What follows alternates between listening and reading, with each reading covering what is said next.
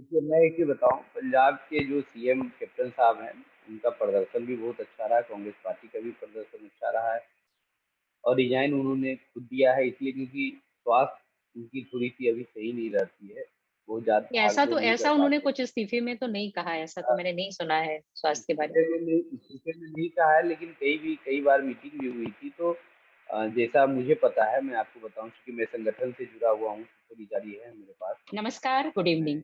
आज के डायलॉग में हमसे जुड़े हैं उत्तर प्रदेश कांग्रेस के युवा नेता, जो प्रदेश के मीडिया प्रभारी भी हैं, ललन कुमार जी।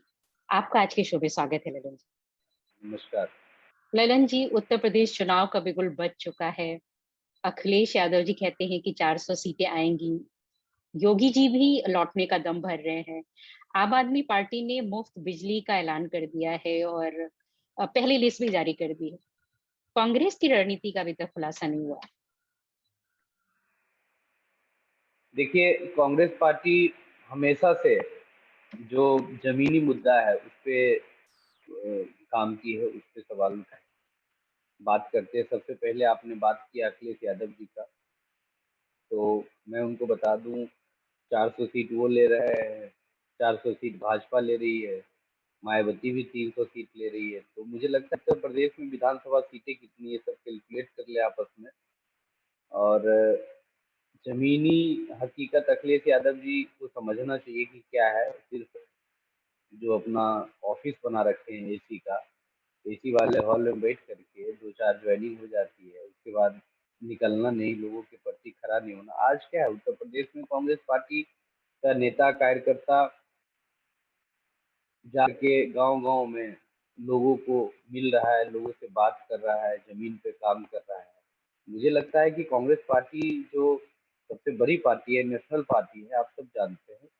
भले ही हम उत्तर प्रदेश में 33-34 साल से नहीं हैं, लेकिन उत्तर प्रदेश में संगठन हमारा बहुत मजबूत स्थिति में है और आने वाले 2022 के चुनाव में प्रियंका जी इंचार्ज भी हैं यहाँ पे और उनके फेस पे हम लोग 22 के चुनाव लड़ेंगे और आने वाले समय में कांग्रेस पार्टी मजबूत होगी निश्चित रूप से।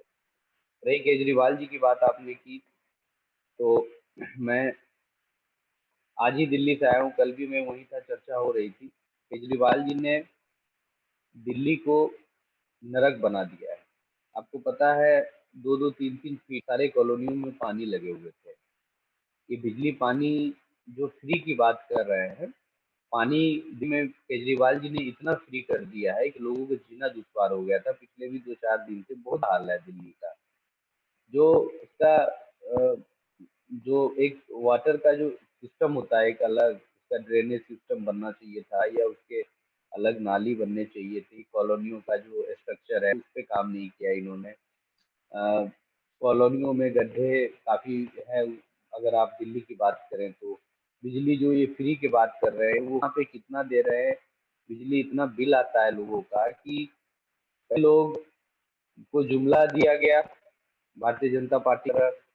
फिर उसके बाद उनको बिजली फ्री के नाम पे फिर अलग-अलग राज्यों में जाके प्रचार करना, मुझे नहीं लगता है कि ये सच्चाई है और सही है क्योंकि वहाँ का जो हकीकत कुछ और ही है, दिल्ली की अगर मैं बात करूँ। जी। ललन जी, अपनी रणनीति के बारे में नहीं बताया आपने। देखिए, अब प्रदेश में कांग्रेस पार्टी का भी अभी देख रहे होंगे कुछ दिन पहले संगठन सृजन अभियान भी चलाया था, लोगों को प्रशिक्षण भी किया। प्रशिक्षण से पराक्रम एक अभी अभी चल रहा है क्योंकि हम लोगों ने क्या किया है कि जो भी साढ़े 8,000 न्याय पंचायत हैं, ब्लॉक हैं, वो सबको हम लोग एक जैसे कि अभी टोटल 824 के आसपास ब्लॉक थे, न्याय पंचायत है करीब 8,134। ये सारे कमेटी हम लोग का बन गया है ग्राउंड लेवल पे और वो कमेटी को हम लोग प्रशिक्षण दे रहे हैं अभी लोगों को कि कैसे बचा जाए। दुष्प्रचार हो रहा है जैसे कांग्रेस पार्टी के बारे में लोग गलत फैला रहे हैं, 60 साल में कुछ भी नहीं किया। एडिट करके सोशल मीडिया पे कैसे लोगों को भड़काया जा रहा है, भरमाया जा रहा है। कांग्रेस पार्टी के बारे में दुष्प्रचार बहुत तेजी से हो रहा है, तो उसको लेकर कौन कर के रहा भी है? चल रहा है। कौन कर रहा है देखिए, प्रचार? ये जाहिर सी बात है जो सत्ता में है बैठे हुए वो दुष्प्रचार कर रहे हैं आईटी सोशल मीडिया के माध्यम से कि कांग्रेस पार्टी ने 60 साल में 70 साल में कुछ नहीं किया। कांग्रेस पार्टी जो है का कोई योगदान नहीं है देश में। तो इस तरह के जो प्रचार दुष्प्रचार हो रहे थे उसको लेकर के जो हमारा प्रशिक्षण चल रहा है, तो प्रशिक्षण में एक ये भी विषय है कि हम लोगों ने 60 साल में 70 साल में हमारा क्या योगदान रहा, क्या बलिदान रहा, क्या हम लोगों ने देश के लिए खोया, क्या हम लोगों ने इसके लिए बलिदान दिया, ये सारा चीज उसमें भी है। दूसरी चीज है कि संगठन संगठन में जैसे जिला अध्यक्ष उसमें होते हैं, ब्लॉक अध्यक्ष होते हैं, न्याय पंचायत समिति, अभी ग्राम पंचायत भी हम लोग के बन के तैयार हो गए हैं काफी जगह। ग्राम पंचायत की कमेटी है, फिर बूथ की है। तो अभी हम लोग अगर संगठन की बात कर रहे हैं तो हम लोग उत्तर प्रदेश में किसी पार्टी के लिए हो सकता है चुनाव का मुद्दा, लेकिन हमारे लिए मुद्दा क्या, हमारे लिए मुद्दा किसान है, हमारे लिए मुद्दा क्या, हमारे लिए ये जो युवा बेरोजगार है वो मुद्दा है। हमें उनको कैसे उनसे निकालना है वो बड़ा मुद्दा है। और जब हमारा संगठन मजबूत होगा, हम उनकी आवाज़ों को उठाएंगे, तो आने वाले समय में यहाँ की जनता देख रही है कि कांग्रेस एक ऐसी पार्टी है जो सबको साथ लेकर के, सबका साथ सबका विकास की अगर सच में अगर देखा जाए तो कांग्रेस ही कर सकती है। ललन जी, आप जो ग्राउंड लेवल पर काम की बात कर रहे हैं, ग्राम पंचायत और सब हर स्तर पे बात कर रहे हैं, लेकिन जो हाल में चुनाव हुए 3 लेयर पे, सरपंच का, चाहे ग्राम प्रधान का, चाहे ब्लॉक प्रमुख का, कांग्रेस का प्रदर्शन कहीं पे कांग्रेस दिखी ही नहीं इनफैक्ट। तो आपका ये जो काम है जो आप ग्राउंड पे कर रहे हैं वो नहीं कन्वर्ट नहीं हो रहा कंचन जी, वोट में। मैं आपको रोक रहा ग्राम पंचायत इसके जो चुनाव हुए थे, मैं उसमें आपको बताना, 250 से अधिक जिला पंचायत हमारे हैं और करीब 350 से ऊपर प्रधान है, और बीडीसी कम से कम होंगे 1000 से भी ऊपर। अगर मैं बात करूं फर्स्ट पे, सेकंड, थर्ड की अगर बात करूं तो 4 तो ऐसी जगह थे जहां पे हम लोग सेकंड पे थे जिला पंचायत में। 550 600 ऐसी जगह थे जहां पे थे। अगर मैं आपको लखनऊ की बात करूं जिला पंचायत की, तो लखनऊ में 25 सीट है जिला पंचायत का। हमारे विधानसभा में 6 है। मैंने 6 सीट में से एक सीट हमारा कैंडिडेट हुआ था, जिसको बाद में इन लोगों ने जो भी होता है फिर हराया, अनाउंस करने के बाद फिर सर्टिफिकेट दूसरे को दिया गया। और बाकी 2 सीट पे एक सपा जीती थी और एक जगह बसपा जीती थी। मतलब 2 सपा, एक बसपा, 3 सीट। बाकी 3 सीट पे मैंने भाजपा को हराया, उसके कैंडिडेट को हराया। अब आप समझ सकते हैं। और जहाँ सपा भी जीती, वहाँ पे भी भाजपा थर्ड नंबर पे रहा, हमारे कैंडिडेट से पीछे रहा। अब आप समझिए। तो मैं लखनऊ की सितारों सिर्फ 2 सीटें, वो भी बेईमानी करके भाजपा जीती थी। 25 में से 2 सीटें। लेकिन जिला पंचायत अध्यक्ष भाजपा का है। क्यों है आपको भी पता है। पुलिस को घर पे भेजना, लोगों को परेशान करना, एक एक जिला पंचायतों को उठा के लाना। यहाँ तक कि आप लखीमपुर की घटना देंगे, बहन के साथ छेड़खानी हुई, उनको नॉमिनेशन नहीं करने दिया जाता था। उन्होंने कांग्रेस पार्टी ज्वाइन भी की। समाजवादी पार्टी के अखिलेश यादव वहाँ मिलने तक गए, आदरणीय प्रियंका जी गई मिलने। तमाम चीजें हैं, आप देख ही रहे थे। तो अगर मैं क्षेत्र पंचायत चुनाव की बात करें, कांग्रेस पार्टी, मैं लखनऊ की ही बता दिया ना, बक्साला विधानसभा में 6 जगह में 4 जगह मैंने बीजेपी को हराया। हमारी कैंडिडेट ने हराया, हमारे कैंडिडेट, जबकि हम लोग पहली बार आए थे, पहली बार जिला पंचायती का चुनाव पार्टी सपोर्ट से मतलब लड़ रहे थे। ललन तो जी, ये जैसे आप कह रहे हैं कि चुनाव में धांधली हुई, सरपंच के चुनाव में, ब्लॉक प्रमुख के चुनाव में, तो राज्य निर्वाचन आयोग पर आपने शिकायत की क्या, और उस शिकायत का क्या हुआ फिर? देखिए, राज्य निर्वाचन आयोग में उसी रात में शिकायत भी हुआ, सब जगह मेल भी किया गया, जा करके वहाँ पे भी बताया गया, बोला रिकाउंटिंग होगा, जाइए केस करिए, 5 साल होगा दिस दैट। तो आप समझ की सरकार है और मनमानी चल रही है। ठीक है, हम्म, भगवान के घर में देर है अंधेर नहीं है। मनमानी आप जितना भी कर लें, आने हम्म, वाले समय जो है बताएगा कि हम लोग सच्चाई के रास्ते पे चलने वाले हैं, सत्य के रास्ते पे चलने वाले हैं। ल- ललन जी, और एक बहुत आज महत्वपूर्ण बात आपने कही कि प्रियंका जी मुख्यमंत्री चेहरा होंगी आपके कैंपेन का। अ, कितनी सीटें आपको जीतने की उम्मीद है इस बार? नहीं, मैंने ये शब्द नहीं बोला है। मैंने ये बोला आपको कि हम आदरणीय प्रियंका गांधी जी को फेस मान करके हम लोग चुनाव लड़ेंगे। अब बाकी पार्टी का निर्णय होगा कि उनको एज ए मुख्यमंत्री फेस करते हैं या क्या करते हैं। वो तो राष्ट्रीय जो भी हमारी कमेटी है, पीडब्ल्यूसी वर्किंग कमेटी है, राष्ट्रीय अध्यक्ष जी है, तो वो लोग तय करेंगे कि उत्तर प्रदेश का मंत्री चेहरा कौन होगा। बट तो लेकिन हमारे मतलब जो सोशल मीडिया पे मध्य भी प्रदेश कुछ वक्त की पहले विचार है। ट्रेंड चलाया गया था प्रियंका हमारी सीएम करके चलाया गया था कुछ टाइम पहले, और काफी देखिए एग्रेसिव वो उत्तर था, प्रदेश सोशल मीडिया पे हैशटैग चला था। और इत्तेफाक की जी बात जी है उसी दिन जितिन प्रसाद ने कांग्रेस छोड़ दी थी। तो क्या इसीलिए अब आप लोग उनका नाम एक बार कहा गया लेकिन अब पीछे पैर कर लिए? देखिए उत्तर प्रदेश की प्रभारी भी हैं आदरणीय प्रियंका गांधी जी, जनरल सेक्रेटरी हैं, वो आप जानते हैं।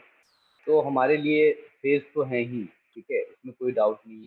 और यहाँ की जनता भी चाहती है कि मतलब दीदी आए, नेतृत्व करे उत्तर प्रदेश का, क्योंकि 2007 से 12 में बसपा को भी देख लिया, 12 से सपा को भी देख लिया, 17 से 22 में भी इनको भी देख रहे हैं। इस तरह से सरकार के इसमें कितने लोग बेरोजगार हैं, आर्थिक स्थिति सही नहीं है। देखिए महामारी को आना और महामारी को अच्छी तरह से कंट्रोल नहीं करना, दोनों में अंतर है। महामारी सिर्फ हमारे देश में ही नहीं आया, और भी देश में आया, और भी देश में लोग कंट्रोल किए, तुरंत कंट्रोल किए।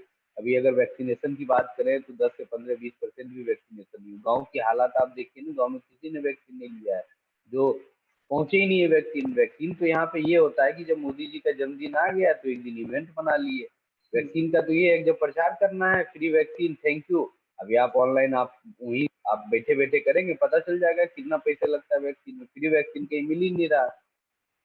तो हम्म एक इन लोगों का प्रचार करने का जो तरीका होता है, दुष्प्रचार करने का, आज क्या हो रहा है उत्तर प्रदेश में।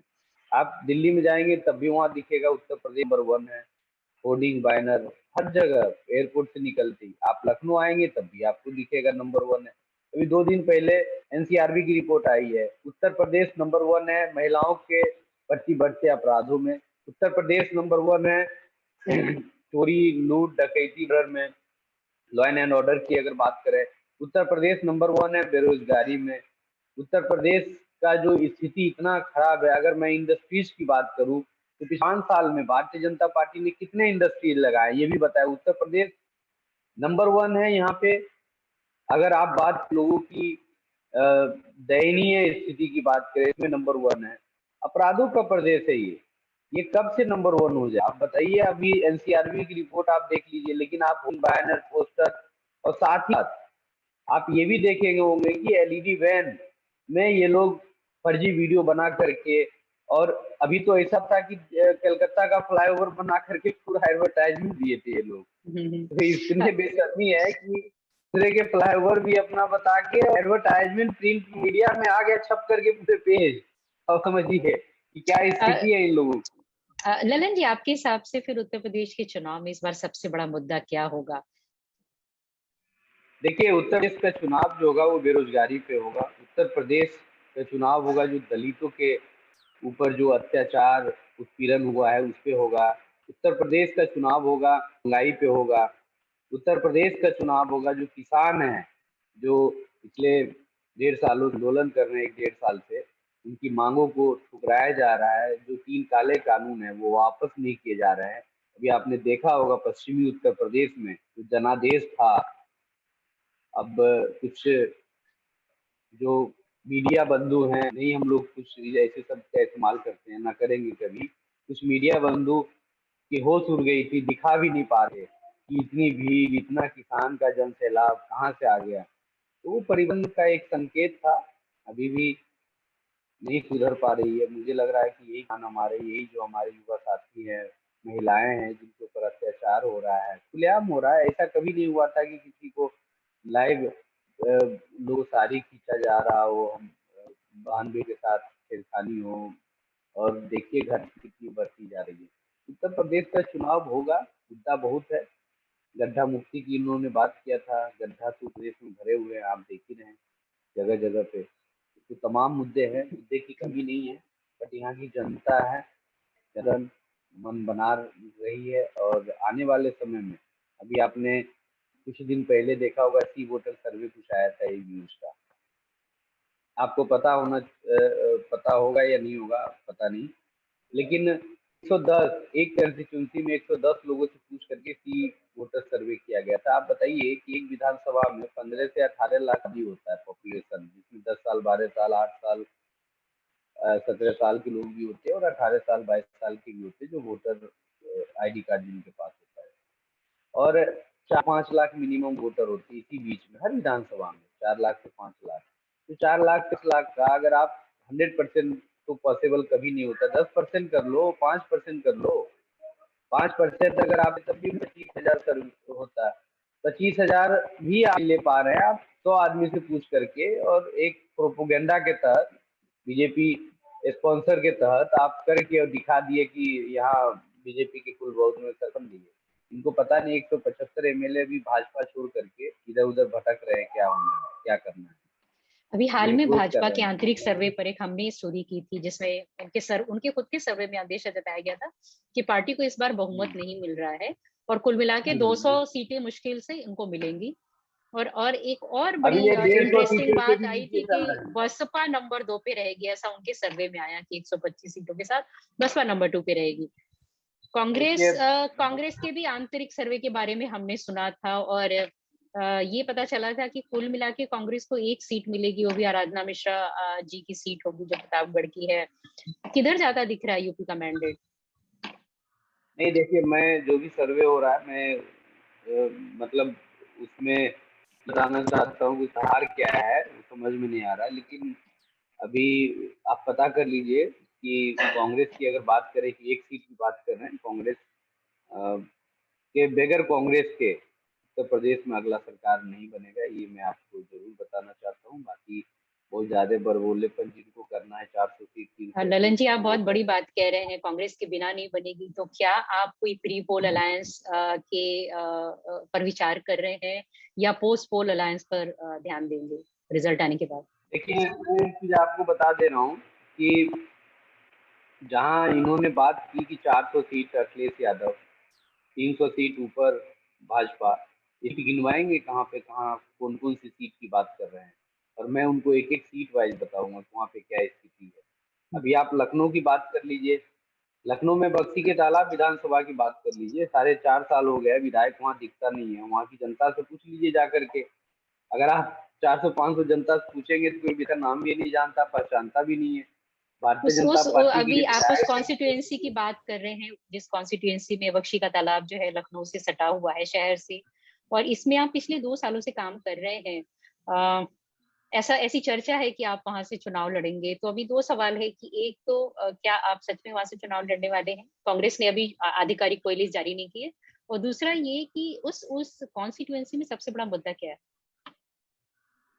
देखिए, चुनाव लड़ना और लड़ाना ये तो पार्टी का निर्णय होगा, लेकिन पार्टी के हाई कमान ने हमें बोला कि आप चुनाव लड़िए वहां से, बक्सी के तालाब विधानसभा से। मैं लखनऊ में टोटल 9 विधानसभा है। जब कोरोना महामारी पिछले 1.5 साल से आए तो मैं ये नहीं देखा कि बक्सी के तालाब विधानसभा है या चुनाव लड़ना है तो वही लोगों की मदद करें। मैंने हर जगह जहाँ पे भी, चूंकि मदद करने के लिए कोई सीमा नहीं होता है कि इनको करना है कि इनको करना है, ये हमारे क्षेत्र में है कि नहीं है, ऐसा कुछ भी नहीं है। मैंने 9 विधानसभा में मदद की। और स्पेशली का तालाब चूंकि गिरिडीह जनपद है और यही का मैं पिछले 12-13 साल से वोटर भी हूँ, और चूंकि हमारा विधानसभा भी है, तो उम्मीद ये मैं करता हूँ ज़्यादा से ज़्यादा कि पहले अपने घर को सही किया जाए, यहाँ के लोगों को सही किया जाए। तो बक्सी के तालाब विधानसभा की स्थिति मैं आपको बता दूं, पिछले जब से कांग्रेस पार्टी सत्ता में नहीं है उत्तर प्रदेश में, तब से यहाँ पे विधायक भी नहीं है, कोई बना भी नहीं है कांग्रेस से। तमाम पार्टियां आई, जैसे 7 से 12 में नकुल दुबे जी थे, मंत्री भी थे, विधायक और मंत्री रहे। लेकिन इस विधानसभा सबसे पिछड़ा विधानसभा है। अगर पूरे देश की बात करें, मुख्यमंत्री आवास से 1 किलोमीटर की दूरी पे है।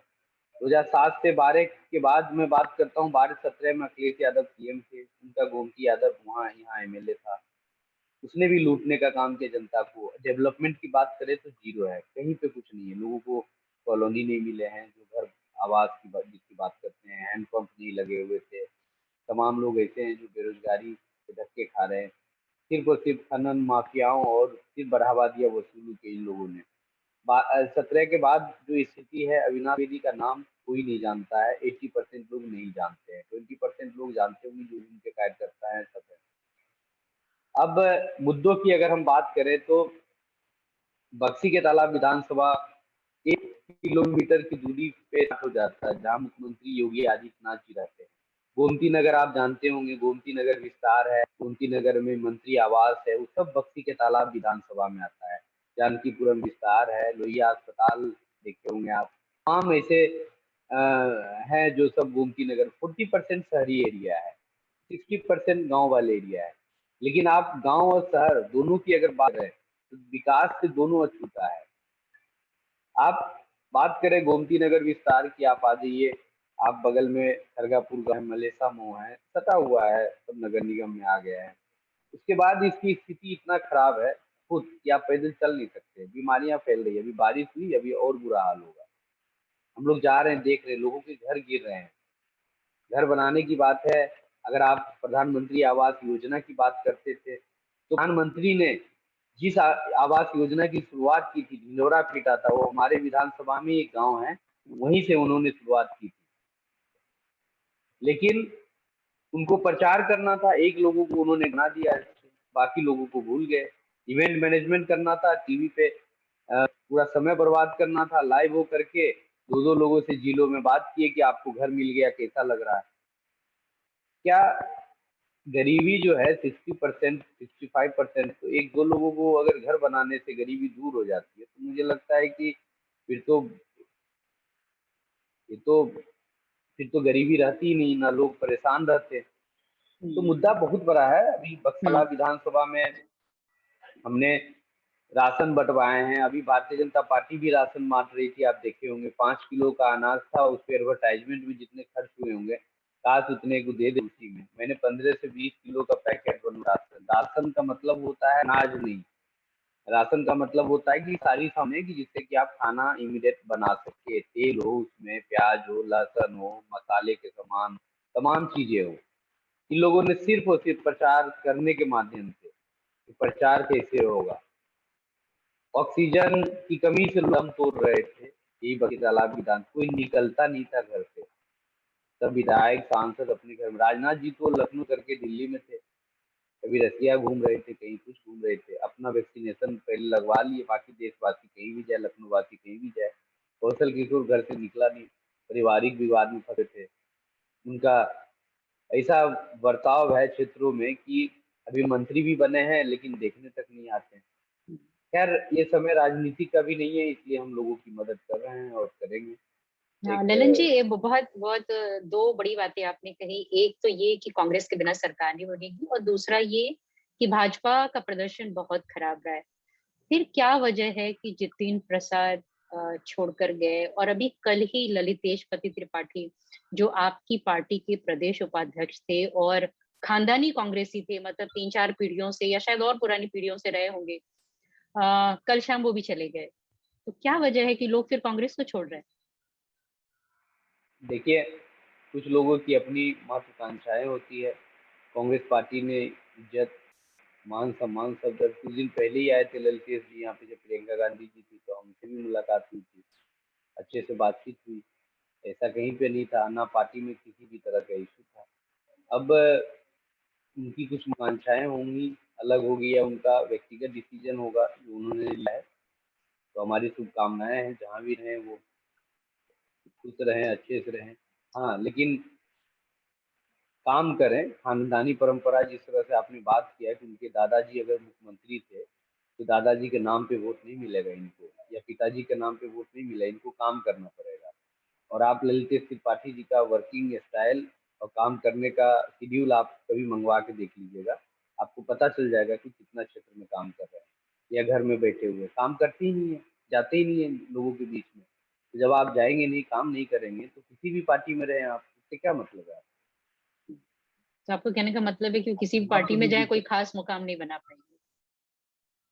मैंने बोला ना कि मेरी शुभकामनाएं हैं व्यक्तिगत रूप से हम्म। उनको, और जहाँ भी रहें खुश रहें, लेकिन मैंने यही बोला ना, काम तो करना पड़ेगा। हम्म। आप अच्छा। कांग्रेस पार्टी में बैठे थे कि मेरे दादाजी थे मुख्यमंत्री तो मैं ऐसे ही बैठे बैठे चुनाव जीत जाऊंगा, तो ऐसे थोड़ी जीत जाएंगे आप। हम्म। काम अच्छा, करना एक हो, अगर एक कल सीखना हो और तो। एक बड़ी घटना हुई ललितेश पति त्रिपाठी के अलावा, पंजाब के जो मुख्यमंत्री थे अमरिंदर सिंह, उनको हटा दिया गया अचानक। उसके बाद कयास ये लगाया गया देखिए, कि शायद उनका प्रदर्शन अच्छा नहीं था, कांग्रेस में अंतर कलह बहुत ज्यादा थी सिद्धू और उनकी, जो जंग है वो तो जग जाहिर है। देखिए असली वजह पंजाब क्या के है उनको हटाने की? देखिए मैं एक चीज़ बताऊँ, पंजाब के जो सीएम कैप्टन साहब हैं, उनका प्रदर्शन भी बहुत अच्छा रहा है, कांग्रेस पार्टी का भी प्रदर्शन अच्छा रहा है और रिज़ाइन उन्होंने खुद दिया है इसलिए क्योंकि स्वास्थ्य उनकी थोड़ी-सी अभी सही नहीं रहती है, बहुत ज़्यादा भाग-दौड़ नहीं कर ऐसा उन्होंने पाते। कुछ इस्तीफे में तो नहीं कहा है, ऐसा तो मैंने नहीं सुना है स्वास्थ्य के बारे इस्तीफे में नहीं कहा है लेकिन कई बार मीटिंग भी हुई थी तो जैसा मुझे पता है मैं आपको बताऊँ क्योंकि मैं संगठन से जुड़ा हुआ हूँ, थोड़ी जारी है मेरे पास और मैं ये बता रहा हूँ आपको कि आज देखिए, चाहे गुजरात की बात हो, चाहे आप बात करें उत्तराखंड की बात हो, मुख्यमंत्री कितने चेंज हो रहे हैं भारतीय जनता पार्टी में। वो मुद्दा नहीं हो रहा है, वो चे नहीं हो रहा है। कर्नाटक में मुख्यमंत्री चेंज हुआ, आप सब जगह देखिए कि मुख्यमंत्री चेंज भाजपा हर जगह कर रही है और किया है उसने। वो उनका निर्णय है, लेकिन एक बड़ा कारण ये भी है कि काम करने में फैल रहे हैं, सब चेंज हुए हैं। हमारे यहाँ पे क्या है पंजाब की अगर आप बात करें तो किसानों का कर्ज जो हम लोगों ने वादा किया था, सबसे पहले पंजाब में हम लोगों ने माफ किया था। उसके बाद फिर मध्य प्रदेश में हम लोगों ने स्टार्ट किया था, राजस्थान, छत्तीसगढ़ सब जहाँ-जहाँ राहुल गांधी जी ने बोला था कि सरकार बनते ही किसानों का कर्ज होगा, वो माफ होगा। पंजाब में हम लोगों ने काफ़ी काम किया है, कैप्टन साहब कांग्रेस पार्टी के काफ़ी सम्मानित और सीनियर व्यक्ति हैं। और उन्होंने रिजाइन किया है और पार्टी हाईकमान जो भी निर्णय लेगी, जो भी मुख्यमंत्री बनेंगे, कांग्रेस पार्टी ने इतना काम किया है कि आने वाले समय में भी जनता जो है, काम करते हुए ही वहाँ पे निर्णय लेगी और कांग्रेस पार्टी की सरकार वहाँ कोई संशय नहीं है। देखिए मीडिया में या सत्तारूढ़ पार्टी कितना भी चाहे इसको इधर-उधर डाइवर्ट करा दिन रात नहीं, पंजाब, पंजाब, उन्होंने खुद इंटरव्यू क्योंकि दिए हैं जिसमें सिद्धू के खिलाफ उन्होंने नवजोत सिंह सिद्धू जो पार्टी के अध्यक्ष हैं पंजाब के, उनके खिलाफ कई बातें कही है। यहाँ तक कि ये भी कह दिया कि उनके पाकिस्तान से संबंध है। लेकिन आपका कहना है कि एक्चुअली स्वास्थ्य की वजह से उन्होंने इस्तीफा दिया है। हाँ, खैर कोई बात थोड़ा-सा नहीं। स्वार्थ हो गया था, बहुत ज़्यादा मतलब अपने आप को वो नहीं वो कर पा रहे थे, बहुत हम्म। ज़्यादा हालांकि जो मुद्दों में दौड़ा आक्रोश उन्होंने टीवी चैनलों पर इंटरव्यू में दिखाया है उससे स्वास्थ्य की बात तो नहीं लग रही। उससे निश्चित तौर पे लग रहा है देखिए, हम तलखी लोग है। कांग्रेस पार्टी देखिए, मैं एक चीज़ आपको बताऊँ कि हो सकता है कि मैं यहाँ मान लीजिए मैं मीडिया कन्वेनर हूँ, हमारे हो सकता है कि पार्टी में अलग-अलग लोगों की व्यक्तिगत रूप से नहीं बनती होगी, किसी की भी, मानते हम, हो सकता है। लेकिन जहाँ संगठन की बात आती है, वहाँ सब एक है मिल-जुल करके और वहाँ पे कोई आज देखिए 80 में से 79 विधायक वहाँ विधायक दल की बैठक में उपलब्ध थे, अगर आप चेक करें तो मौजूद थे। तो अगर एकता नहीं रहता, एकजुट नहीं रहता तो ऐसा नहीं है, बस ये है कि इसको बहुत ज़्यादा दिखाया जा रहा है मीडिया। देखिए मुद्दा ये नहीं है कि सीएम वहाँ बदला गया, मुद्दा अभी क्या है हमारे देश का किसान, जो भी परेशान हैं, जिनके जिनके जिनसे मिलने के लिए हमारे बिलोव्ड प्रधानमंत्री जी के पास समय नहीं होता है, आप जानते हैं। मुद्दा ये नहीं है, मुद्दा ये है कि कृषि मंत्री के पास समय नहीं है कि उनसे जाके मिले, बात करे। मुद्दा बेरोज़गारी है, मुद्दा महँगाई है, डीज़ल, पेट्रोल, गैस सिलेंडर के दाम कहाँ आसमान छू रहे हैं। मुद्दा ये है, मुद्दा है कि महिलाओं के प्रति जो अपराध बढ़ गए हैं, वो मुद्दा है।